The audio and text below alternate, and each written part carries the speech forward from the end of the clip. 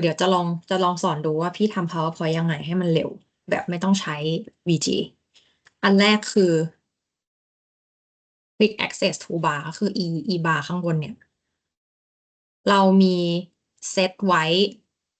อยู่หลายอย่างที่มันค่อนข้างช่วยเรื่อง speed แต่ว่า Marvin แม่งเป็นแบบ hardcore มาก คือมันไม่ใช้ แต่ว่ามันใช้แบบช็อตคัตอย่างเดียว แล้วคือเร็วชิบเป๋งคราวเนี้ยเลือกได้ว่าอยากได้แบบไหน อันนี้เรา walk through ให้ดู แล้วก็เดี๋ยวแบบ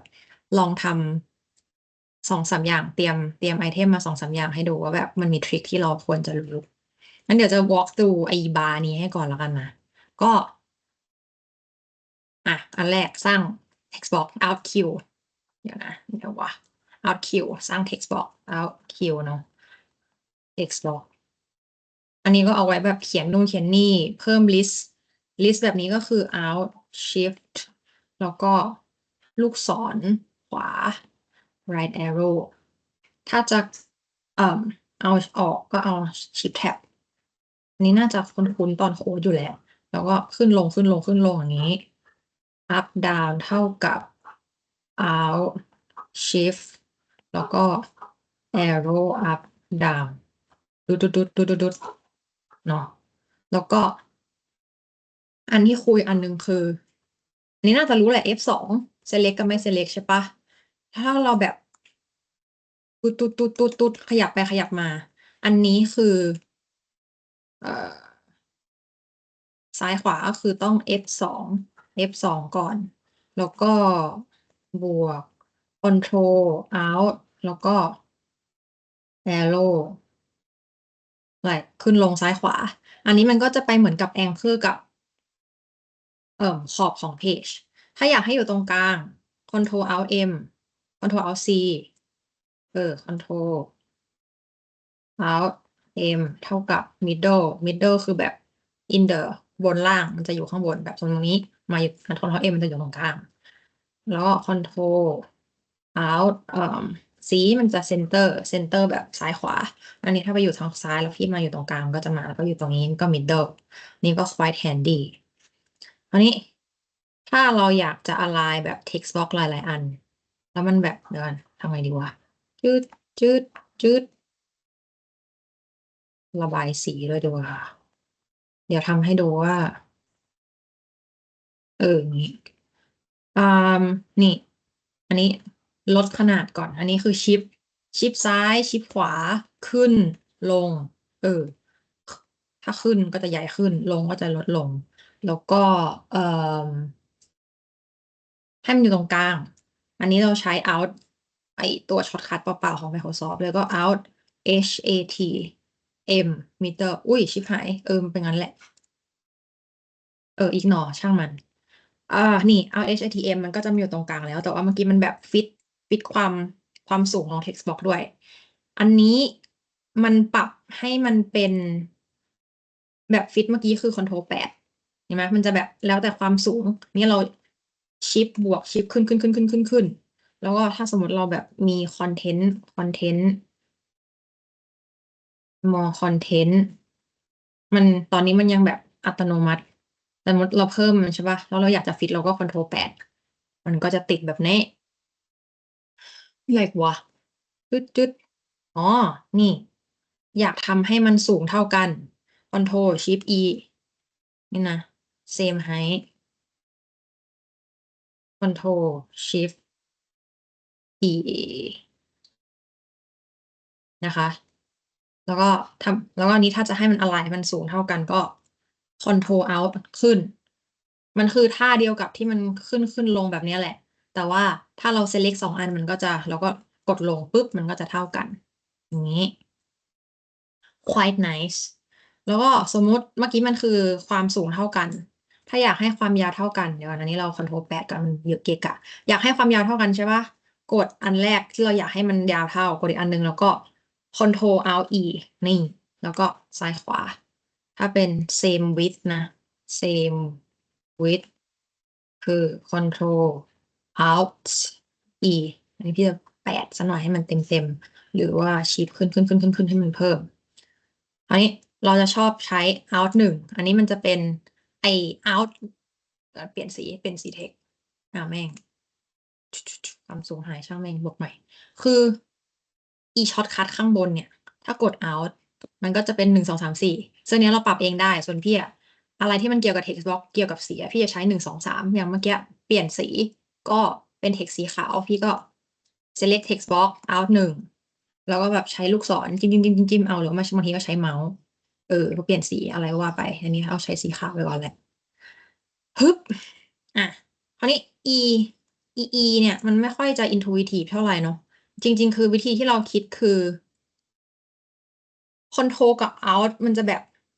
มันอยู่ในระนาบเดียวกันใช่เปล่ามันก็เลยเป็นเหมือนsame width แล้วก็ Control Shift มันอยู่แบบ Shift มันอยู่ข้างบนของ Control ก็เลยจะเป็นการแบบปรับความสูง Control Shift E ถ้าลองกดดูก็จะพอนึกออกว่าอันหนึ่งมันอยู่ในระนาบเดียวกันอันนี้คือ width Control Shift คือมันอยู่ในเอ่อ vertical axis เดียวกันประมาณนั้นแล้วอันนี้คือสิ่งที่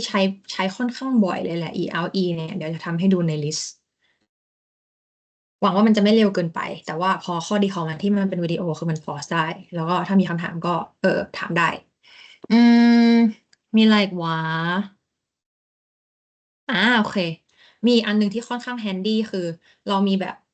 same height same width ใช่เปล่าอันนี้คือ same size ไปเลยอันนี้มันเป็น Alt Z เมื่อกี้ทำให้ดูใหม่ พี่ select อันนี้ก่อน แล้วก็ Shift select อันนี้แล้ว Alt Z อันนี้คือ same size คือ Alt Z ค่อนข้าง handy งี้ แล้วก็เอามันขึ้นมาเท่ากัน แล้วคราวนี้ถ้าจะให้มันเป็นแบบเรียง3อันโดยที่ gap มันเท่ากันเขาเรียกว่า เดี๋ยวนะเรียกว่าอะไรวะ distribute horizontally คือใช้ out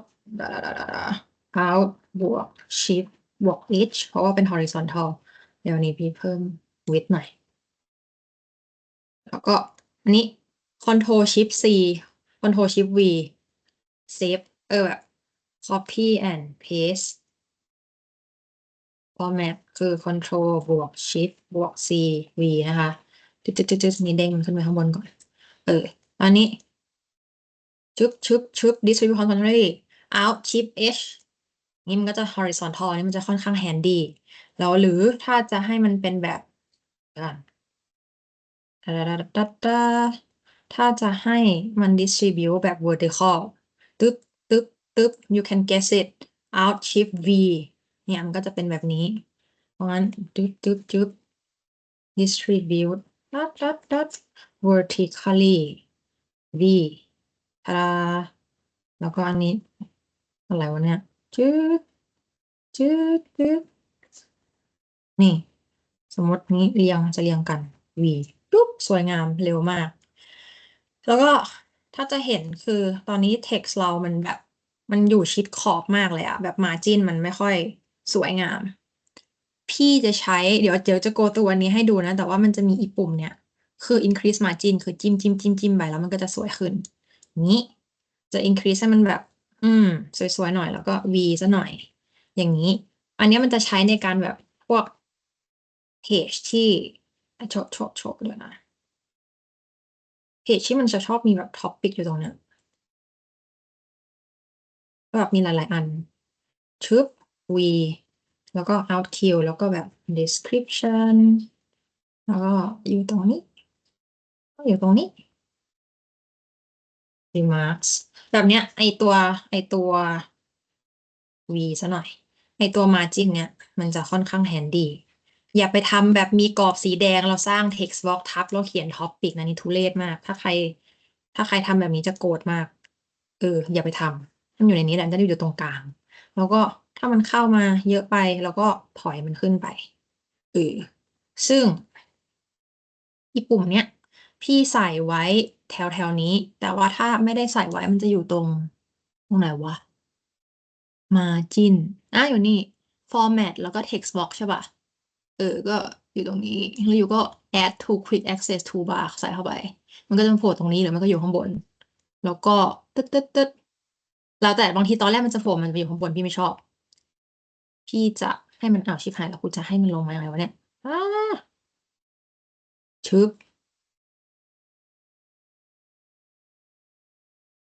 ชึบโชว์ below ribbon พี่ชอบให้มันอยู่ใกล้ตัวแล้วมันเป็นสีสวยว่ะมีอะไรวะอ๋อแล้วก็พอใส่เข้าไปงอคอมมานด์แล้วก็ไปปรับขึ้นปรับลงขึ้นลงขึ้นลงอย่างเงี้ยก็แล้วแต่มันจะได้ out 1 2 3ก็เป็นอะไรก็ได้ของอยู่ของพี่จะชอบแบบพวก text box เป็น1 2 3ตลอดเออแล้วก็สมมุติเรามี text box ที่มันแบบ formatted เยอะแยะไปหมดเลยแล้วเราอยากจะรีเซ็ตมันใช่ปะของพี่เป็น out 4มันจะแบบกลับไปที่ text box แบบหน้าตาปกติซึ่งมันดีมากเพราะว่ามันเวิร์กกับ sticky เดี๋ยวก่อน sticky มาดีวะจึ๊บอันนี้ sticky ไม่รู้ยัง control 0มันจะโผล่มาใช่ปะแล้วบางที EM มันจะชอบแบบใส่ content from EM แบบบลาบลาบลาแล้วบางทีพวกแค่ copy แปะแปะอย่างเงี้ยแบบอยากมาใส่ตรงเนี้ยพี่ใส่ เอา4แต่นี้แล้วแต่อยู่นะแต่แบบเห็นว่ามันจะรีเซ็ตเราก็ปรับนู่น content เสร็จแล้วเรียบร้อยซึ่ง out 4ของพี่เนี่ยมันมาจากตรง format แล้วก็อันนี้ fit fix text box restore default ก็ยูจะก็คลิกขวาใส่เข้าไปในอีบานี่ส่วนเราจะชอบใส่ให้มันเป็น out 4ตลอดเอาไว้เคลียร์ก็เจ๋งดีอีกอันนึงคือไอ้ปุ่มนี้ select similar เจ๋งมากคือถ้าเราจิ้มอะไรแล้วมันจะแล้วเรากด select similar มันจะไปจิ้มอะไรที่แบบหน้าตาคล้ายกันเพราะงั้นยูจะสามารถแบบเปลี่ยนสีให้ได้หมดเลยด้วยความรวดเร็วจะได้ไม่ต้องมานั่ง select ทีละอันเพราะบางทีมันเยอะไอตัว select similar นี่อยู่ไหนวะ format ไหนวะจำไม่ได้อ๋ออยู่นี่ arrange ก็มันจะมีแบบ with option คือแบบจิ้มเลือกได้ว่าเราจะเอาเฉพาะอันที่สีเดียวกันเอาลายเดียวกันอะไรเงี้ยแต่เราก็จิ้มไปให้หมดแล้วก็ใส่วันนี้เป็นของเราเป็น out 5 หรือ 6 out 6บางทีก็ไม่ใช้ out ก็จะ out 6ก็ง่ายดีไม่ไม่ง่ายเราจะใช้เอาเมาส์จิ้มไปเลยแล้วก็อีกอันหนึ่งที่ค่อนข้างแฮนดี้เหมือนกันก็คือสมมุติเนี่ยเอา3ใช้เพาแบบบางทีก็ลืมใช้ช็อตคัทสมมติมันมีอะไรที่แบบอยากเปลี่ยนสีเอา5คือ eyedropper แล้วก็จิ้มสีตามหรือเราใส่เราส่วนตัวเราใช้เอา5นะแต่ว่ามันก็เป็นแค่ eyedropper ที่ได้มาจากว่า shape fill แล้วก็ eyedropper ก็คลิกขวาแล้วก็ add to quick access toolbar มันก็จะอยู่ในการเปลี่ยนสีด้วยความรวดเร็วนี่ก็ select จึ๊บจึ๊บเปลี่ยนสีเบอร์3เลือกสีเอาสีแดงแล้วกันประมาณนี้เพราะงั้นเราก็จะได้ลิสต์ที่แบบค่อนข้างเจ๋งแล้วก็ Control Shift C Control Shift V โชะนี่ format ก็จะเหมือนกันแหละแล้วเราก็ทำให้ height width มันเท่ากันซะหน่อยก็ Control Alt E แล้วก็อันนี้จะเห็นว่า text box มันความสูงมันไม่ฟิตกับ content ก็ Control 8สวยงามโชะแล้วเราก็ลากไปลบเนี่ยมันก็จะเป็นเพจที่เราเห็นประจำแต่ว่ามันทำเร็วมากแล้วก็สมมุติเราใส่คอนเทนต์อันนี้คอนเทนต์มี2 อันเยอะหน่อยนี่ทิ้งมันไว้ใช่ป่ะบางทีมันจะแบบบางทีความสูงของคอนเทนต์มันจะไม่เท่ากันอะแบบบางคนมันก็จะยาวคนมันจะเยอะวิธีที่เราทำงี้ ทำให้มันขึ้นความแบบแล้วแต่ว่าจะให้มันอยู่ตรงกลางหรืออยู่ข้างบนอันนี้แล้วแต่ว่าอันนี้เราอยู่ข้างบนก่อนแล้วกันแล้วก็กรุ๊ปอันนี้ต้องใช้ความถึกนิดนึงไม่รู้มันมีวิธีที่ง่ายกว่านี้ไหมนะแต่ว่ากรุ๊ปก่อน5 อันอันนี้โชะ5 อันกรุ๊ปอีข้างบนด้วยแล้วก็ select all แล้วก็ alt shift v มันก็จะมีความเรียงอันนี้มีอันนึงคืออีกความสูงนี้ใช่ปะทำนี้ Control Shift E ทำให้ความสูงมันทำให้ความสูงมันเท่ากันแบบอี header เนี่ยความสูงมันเท่ากับคอนเทนต์แล้วก็โชะนี่อาจจะยังไม่เห็นว่ามัน distribute สวยงามแล้วก็ลากเส้นมาซะหน่อยคราวเนี้ยมันปกติก็จะแบบมันมีเส้นที่อยู่ในระหว่างอันนี้ใช่ปะเทคนิคเราคือพอเราได้มาเนี่ยเราจิ้มข้างบนแล้วเราจิ้มเส้นนี้แล้วก็ Control Alt E ก็จะเป็นความยาวที่เท่ากับ title พอดีแฮนดี้มากๆโชะลากไม่ต้องสวยมากแล้วก็เอ่มถ้ายูกด Control แล้วลากมันจะเหมือนกับ Copy ใช่ปะแล้วบางทีเราก็แบบถ้าเกิดว่ากด Control แล้ว Alt ด้วยมันจะไม่ใช่กด Control แล้ว Shift มันจะแบบไม่ยอมให้ยูเลี้ยวซ้ายเลี้ยวขวามันมาแค่บนล่างก็จะแฮนดี้เหมือนกันงั้นเวลาเราทำอันนี้เราก็จะช่วยลากได้มา1 เส้นแล้วคอนโทรชิปลากคอนโทรชิปลากคอนโทรชิปลากอันนี้ครอบให้หมดแล้วก็เอาชิปวีเรียบร้อยสวยงามด้วยความรวดเร็วนะคะแล้วบางทีถ้าอยากเราก็ใส่ข้างบนหน่อยแล้วก็แบบอันนี้แล้วกดเอาด้วยมันก็จะแบบละเอียดขึ้นก็ไปวางที่ที่มันถูกต้องของมัน แล้วก็อันนี้เป็นแบบ personal preference แต่ว่าเราชอบเส้นให้มันแบบความหนาสีอ่ะคือสีขาวเบอร์ 2จะทำให้แบบเพจมันดูแบบกำลังดีไม่เยอะเกินไปนี่มันจะดูแบบหนาๆอย่างเงี้ยไม่ชอบนี่เป็นความชอบส่วนตัวนะแล้วก็แบบแล้วก็นี่ไม่ใช่ต้องครอบกรุ๊ปอันนี้ไว้แล้วก็ V ก็จะ distribute สวยงามนี่ก็ได้เพจแล้วมันก็พิมพ์คอนเทนต์เข้าไปก็แบบเร็วมากประมาณนี้เอ่อแล้วก็ถึงไหนแล้วพี่เอาเส้นใส่ไปตรงนี้ด้วยเพราะว่าใช้บ่อยมากเมื่อกี้ก็เผลอใช้ไปแล้วมันก็อยู่ตรงนี้ก็คลิกขวาใส่เข้าไปได้อันนี้ก็ margin ก็พูดไปแล้วแล้วก็อันเนี้ยเจ๋งอันนี้คือ swap object คือสมมติมันเป็นแบบ topic B กับ topic A แล้วเราอยากสลับใช่ปะเลือกมัน2 อันแล้วก็กดสลับตูมแล้วก็ครอบอีกทีแล้วก็ V เสร็จโคตรเร็วอันนี้อยู่ไหนวะ swap object ดู arrange นี่ swap object ก็เก็บไว้ใช้ได้ ส่วนเนี่ยไอชิดซ้ายชิดขวา extend same width อะไรเนี่ยมันก็คือช็อตคัทที่เราคุยไปแล้วไอ้ control shift e เนี่ยแล้วก็ same height ก็เหมือนกัน แล้วก็เนี่ยอะไรวะ extend shape ไม่รู้ช่างแม่งไม่ได้ใช้ นี่เอ่ออ่ะอันนี้ อันนี้ก็บางที format painter แบบ apply พวก format เก็บไว้บางทีก็ใช้บางทีไม่ใช้ลืมเหมือนกัน แล้วก็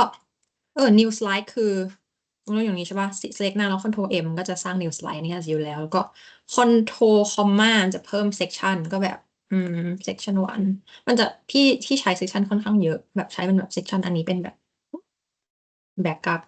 จะค่อนข้างเร็วอันนี้ไม่ได้ใช้ลบประมาณนี้มีอะไรกูวะวาดเชฟเราใช้บ่อยแบบพวก text box ที่เราวาดแล้วก็แบบ hello call out บางทีก็ต้องใช้โน้นใช้นี้ก็ไว้ข้างไว้แถวๆเนี้ยแล้วก็อีกอันหนึ่งที่ handy คือมันคือ change shape เว้ยมันไม่ใช่แบบ add shape มันคือแบบสมมติเรามีสี่เหลี่ยมเราอยากเปลี่ยนให้มันแบบขอบมนเราก็แบบ select all ให้หมดแล้วเราก็ไม่เอาขอบมนแล้วกลับไปเป็นอันนี้ซึ่งอี change shape เนี่ยตอนเราเอามาจากไหนวะอ่าฮะจำไม่ได้แล้วเสิร์ชเอา change shape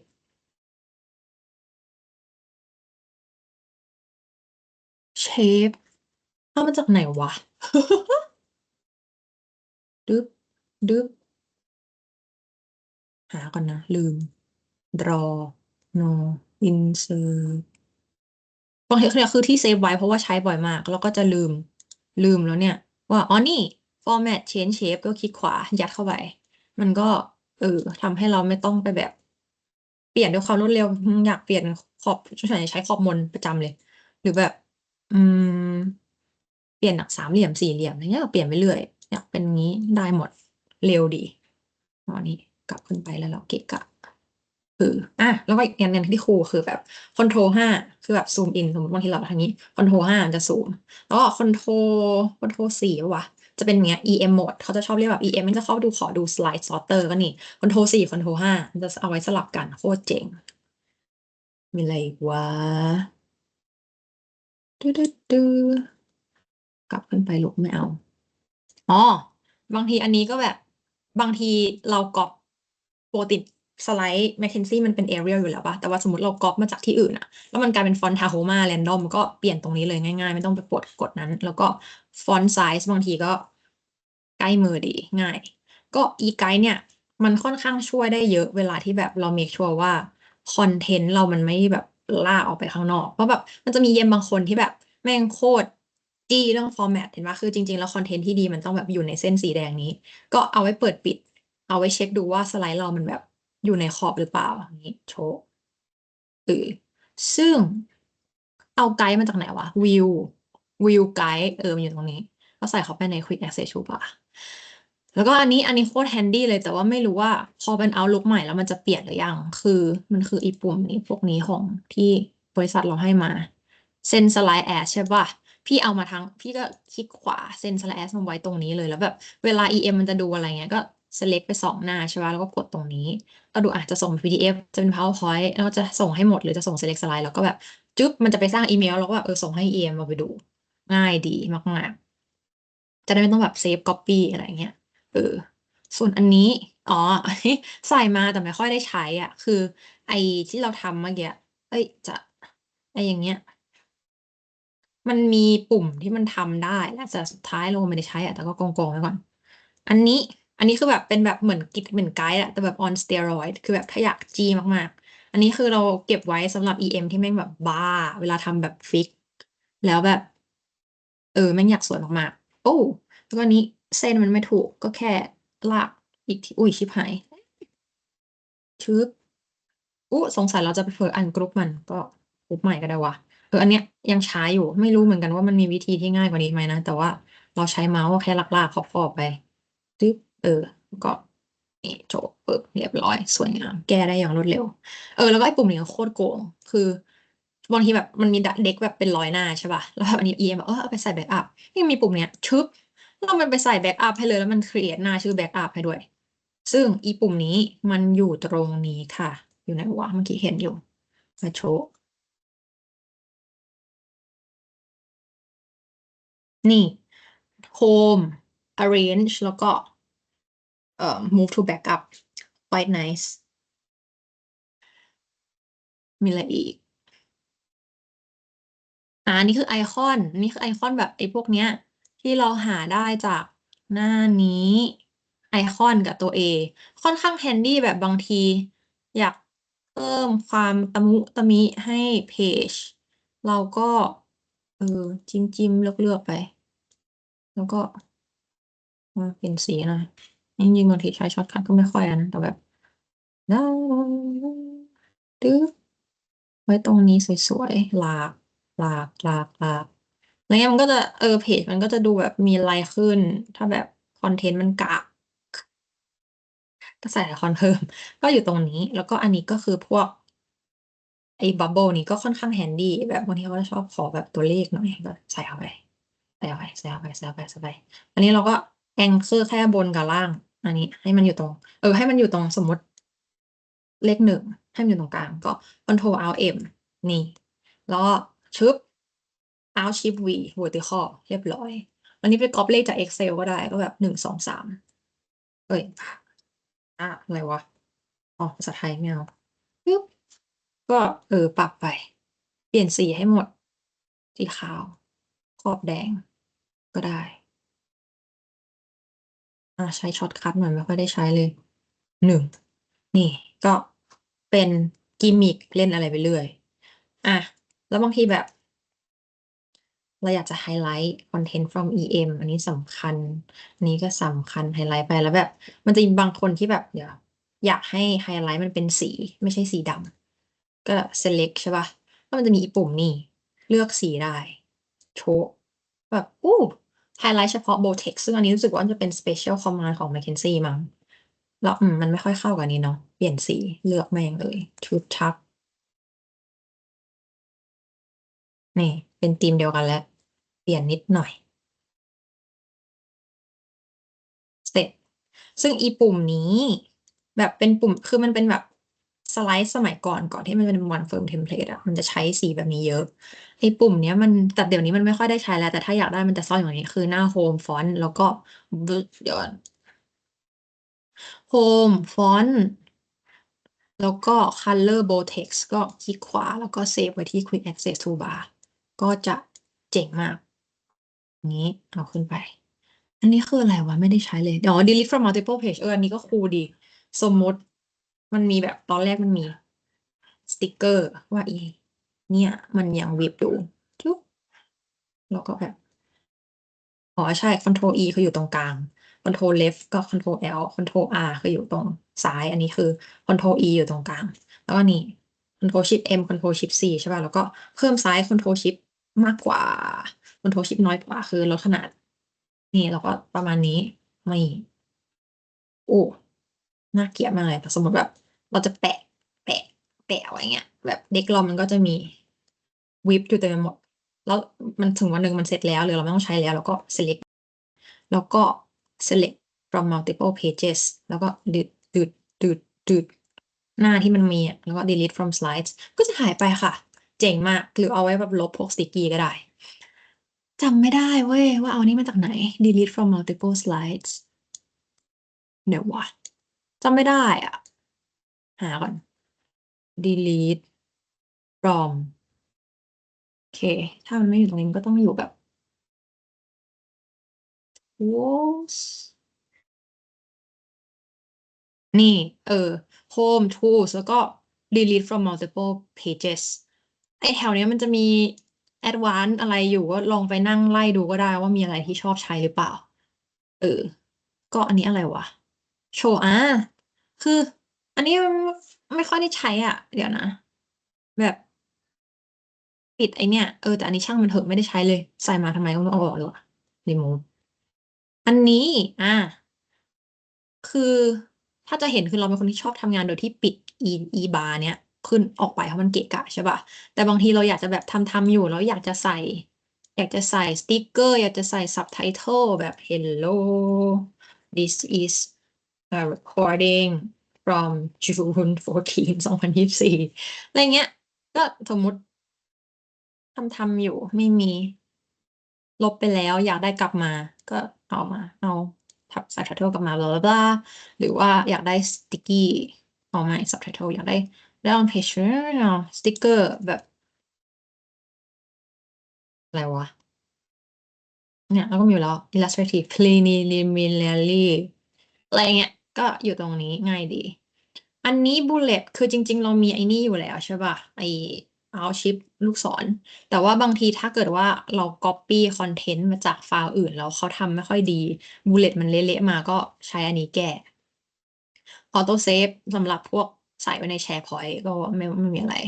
ในทีมไซต์ก็ไม่ค่อยได้ใช้อะนะอันนี้อะไรวะอ๋อ source อันนี้ก็ handy ดีแบบบางทีก็แบบteam analysis มีไว้ก็ดี มันคือเอามาจากไหนวะจำไม่ได้แล้วเนี่ย tools arrange เอามาจากไหนวะ source จำไม่ได้อะ source จำไม่ได้ว่ะ เอาเป็นว่าถ้าหาเจอแล้วจะบอกนะ source text box no ไม่มีอะช่างมันเอาเป็นว่า อืม ถ้าหาเจอก็ดี อันนี้ช็อตคัท slide request ของ VG แล้วก็อันนี้เป็นติ่งเซลเดี๋ยวเอาให้ดูว่าไว้ทำอะไร มีอะไรอีกอ๋อ footnote สมมุติทำอยู่แล้วก็อยากใส่ footnote ก็ control alt F control alt F นะ control alt F ก็จะ this is a footnote แล้วก็ add นี่มันก็จะจัดให้เรียบร้อยเลย แล้วก็สมมุติอยากใส่แบบ manual ใส่เลข2ใช่ป่ะแล้วก็ control shift บวก มันจะทำให้อันนี้เป็นตัวเล็ก control shift บวกสลับได้ แล้วเราก็ไปใส่ตรงนี้จับ control shift บวกนะคะ บวกแบบเท่ากับแล้วก็คือ control shift บวกก็คือ superscript อืมรู้สึกว่า control shift ลบจะเป็น test test จะเป็นอันแบบ subscript นะ control ลบไม่ใช่ ไม่ใช่ ไม่รู้ ช่างมัน ไม่ได้ใช้ ประมาณนี้ มีอะไรอีกปะนะ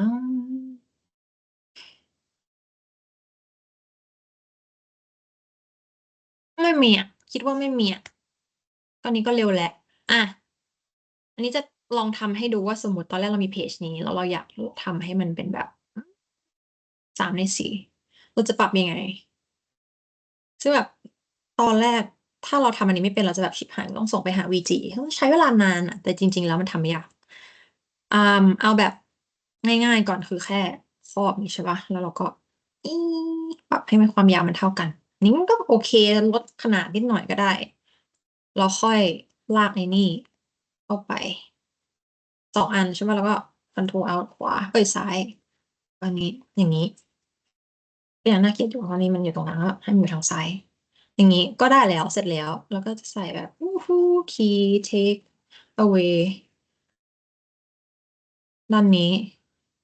ก็ได้ด้วยความรวดเร็วอุ้ยจ้าเรียบร้อยใช่ไหมหรือถ้าอยากให้มันอยู่ตรงกลาง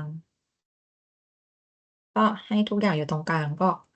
Ctrl E ก่อนนะมา text ใช่ปะแล้วก็อันนี้ Ctrl Alt C Ctrl Alt C Ctrl Alt C ก็ได้เหมือนกันก็มีความรวดเร็วหรือถ้าอยากได้อีกแบบหนึ่งก็แบบ list จาก top ไป bottom ใช่ปะเดี๋ยวย้ายมาอย่างนี้ วางมั่วๆก่อนก็ได้อย่างนี้ลากนี่อยู่ตรงนี้ลากนี่อยู่ตรงนี้ลากนี่อยู่ตรงนี้ก็ Ctrl L นะให้มันชิดซ้ายชิดขวาแล้วก็อันนี้เห็นว่า text box มันมีช่องว่างนี่ Ctrl 8มันจะค่อนข้างแฮนดี้มานี่มาทางซ้ายอันนี้ให้ความยาวมันเท่ากันอันนี้ Ctrl Alt อีกแล้วก็ Ctrl 8อันนี้คิดว่าเรียงถูกนะเมื่อวางหรือแบบนี้แล้วก็หวีให้มันเท่ากัน อันนี้ก็เรียงมันซะหน่อยอย่างนี้ไปทางซ้ายอย่างนี้8แล้วก็ M Ctrl Alt M Ctrl Alt M ลองอันนี้กุ๊กๆไปก่อนใช่ไหมแล้วก็อุ้ยอะไรวะนี่อะไรก็ไม่รู้ลบไปค่ะมันจะทำให้การ visible ของเรามันพังเออแล้วก็จะเห็นว่าไอคอนนี้มันยังไม่อะไรแล้วก็อยู่อย่างนี้ซะหน่อยอีเส้นนี้เราก็แองเกอร์กับนี้เมื่อกี้กดแล้ววะ Ctrl Alt E แล้วก็อีกสายอุ๊ยจุดนี้Alt E แล้วก็ชิดซ้ายชิดขวาให้มันตรงๆหน่อยแล้วก็ลากลงมานี้ไอ้นี่ก็ลบทิ้งไปก็ได้ประมาณเนี้ยแล้วเรากรุ๊ปอีกทีนี่อยู่ตรงอุ้ยจุดโทรเอา M กรุ๊ปโทรเอา M กรุ๊ปแล้วก็ครอบมันทีแล้วก็ V นี่โคตรเร็วเสร็จแล้วหรือแบบถ้ามันยังน่าเกลียดอยู่หรือจะลองแบบนี้เอาแบบง่ายๆใส่เข้าไปเทคสีขาวใส่มาจิ้นนี่แล้วก็ไปอยู่ทางนี้เพิ่มนิดหน่อยอันนี้ยาวขึ้นโชะแล้วก็อันนี้อุ้ยเกิดอะไรขึ้นโนนี้Ctrl Shift E ปรับความสูงให้มันเท่ากันส่วนอันนี้ F2 Alt H A T M นี่แล้วก็ Ctrl Shift C Ctrl Shift V ไปเลยเซฟเมื่อกี้คือพี่ select อันนี้แล้วก็ไป copy format แล้วก็ paste forward ใส่อันนี้เพราะอันนี้มันเลยจะไปอยู่ตรงกลางเหมือนกันนะแล้วก็ E ขึ้นเท่ากับอันนี้เซฟอันนี้เซฟนี้แล้วก็อาจจะแบบ description ซะหน่อยทาดาได้แล้วเพจเร็วโคตรทาดาแล้วก็แบบใส่ take away ตรงนี้แทนบางทีแบบไม่มีอะไรใส่ take away ตรงนี้ก็แบบเพิ่ม bullet point แล้วเสร็จได้แล้ว1 เพจอ้าว change bubble แล้วนั่นจะบอกว่าอะไรนะอ๋อบางทีมันมีทริคคือแบบสมมติเรามีอันนี้แต่อันเนี้ยมันถูกที่แบบ positioning บนเพจมันถูกอยู่แล้วใช่ปะใส่เราอยาก swap out แล้วก็ไอ้ swap place ของเรามัน09ก็เป็นการสลับที่แต่ว่ามันก็คือการ swap object ที่พูดไปแล้วนี่ก็จะช่วยได้เยอะก็แค่สลับที่คืออะไรที่มันอยู่ในถูกที่ของมันอยู่แล้วเราแค่อยากจะสลับที่มันก็ใส่นี้ไปเออซึ่ง e-swap เนี่ยมันจะช่วยได้มากเดี๋ยวทำให้ดูอันนี้คือทีมเพจ RP ถ้าเคยเห็นมันจะเป็นแบบอีหน้าแล้วก็มีชื่ออย่างนี้ใช่ป่ะทำจริงๆมันทำไม่ยากเลยเริ่มด้วยการใส่ placeholder ก่อน เอาลบที่ฉันวาดไปก่อนนะ มมติอยากได้แบบ3 คน h ปุ๊บไปแล้วก็ c ให้อยู่ข้างหน้าจุดพางนะคะปึ๊บ same width นี่อยู่ตรงกลางโชว์โชว์นี้อืมโบดไว้ แล้วก็อันนี้มันเป็น tools ของเฟิร์มที่แบบ directory อันนี้เอาชื่อพี่แล้วกันนะอ้าว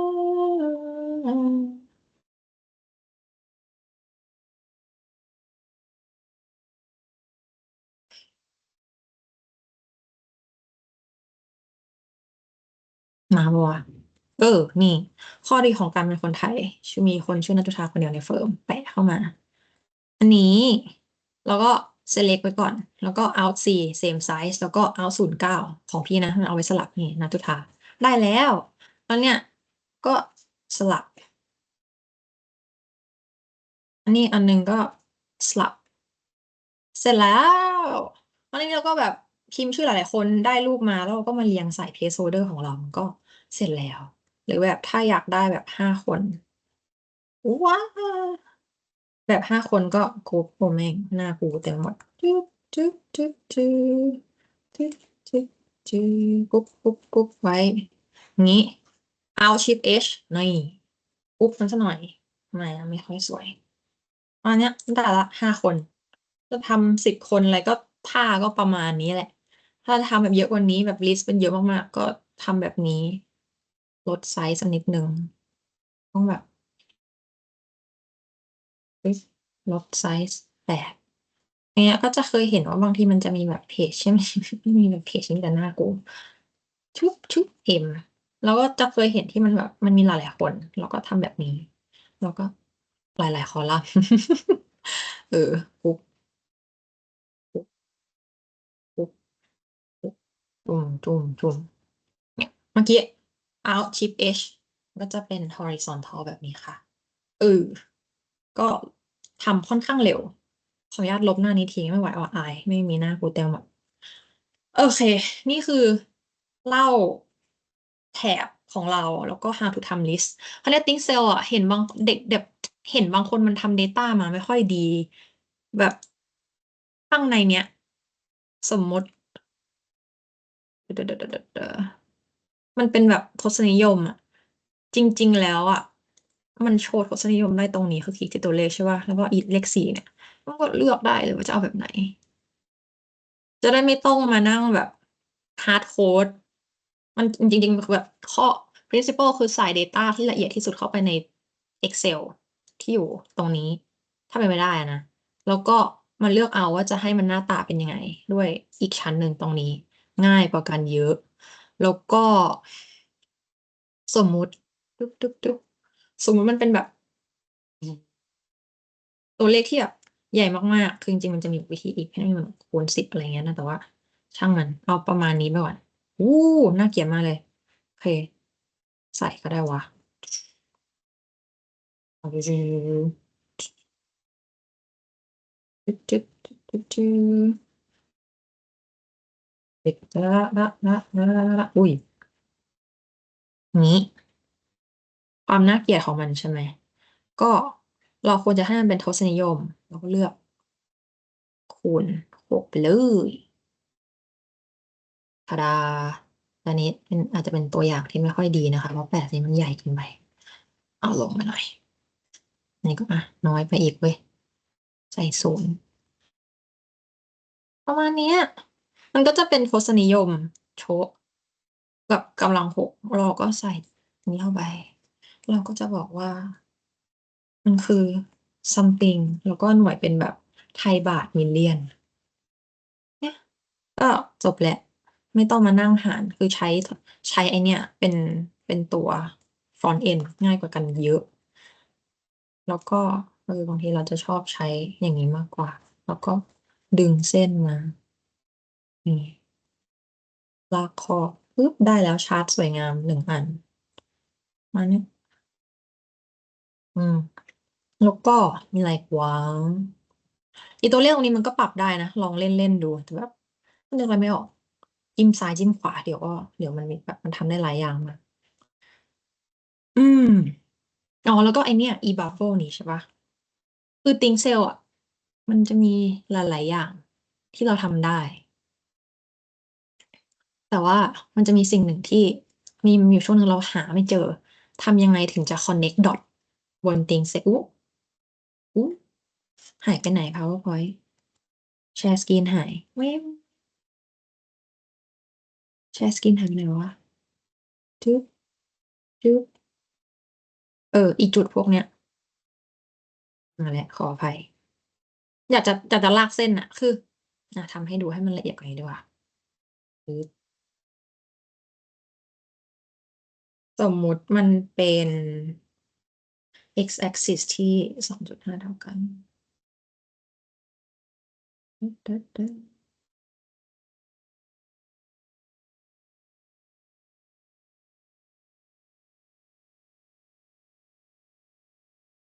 แบบนะแบบไม่รู้เคยเห็นหรือเปล่าแบบเวลาทำ assessment แล้วมันจะมีแบบคะแนนตรงนู้นตรงนี้ตรงนั้นเราอยากได้เส้นที่มันต่อกันมันคืออีปุ่มนี้คือแบบลากจิ้มจิ้มแล้วแบบโอ้ทำอย่างนี้นี่เองเป็นสียังไงวะซึ่งอีเส้นเนี้ยมันคือ universal connector ซึ่งมันอยู่ตรงมันอยู่ตรงนี้ค่ะตอนแรกก็แบบทำไงวะเพราะว่าแบบเนี่ยมันลากเส้นต่อกันไม่ได้มันไม่ใช่เทรนไลน์ด้วยอ่ะแต่ว่ามันคือ universal connector นะคะซึ่งเอามาจากตรงนี้นี่เอามาจากตรงนี้จิ้มจิ้มเออจิ้มจิ้มแล้วก็เลือกอีฟอร์แมตยังไงวะเนี่ยนะอย่างที่เห็นก็ไม่ได้ทำบ่อยขนาดนั้นแต่พอมันต้องใช้มันก็ต้องใช้จริงๆก็รู้ไว้ก็ดีแล้วก็ระบายสีมันไปเรื่อยๆมันคือถ้าเรามีสกิลทำสไลด์อยู่มันทำเร็วเราจะได้เอาเวลาไปคิดคอนเทนต์เว้ยจะได้ไม่ต้องมาโวยวายคุยกับวีจีน่ารำคาญใช้วีจีเฉพาะตอนที่มันแบบตรงไปตรงมามันแบบถึกอะไม่ต้องทำก็น่าจะครบแล้วนะ ถ้านึกไล่ออกอีกจะบอกอืมโอเค ขอบคุณค่ะ ถ้ามีคำถามอะไรก็ปิงมานะจ๊ะ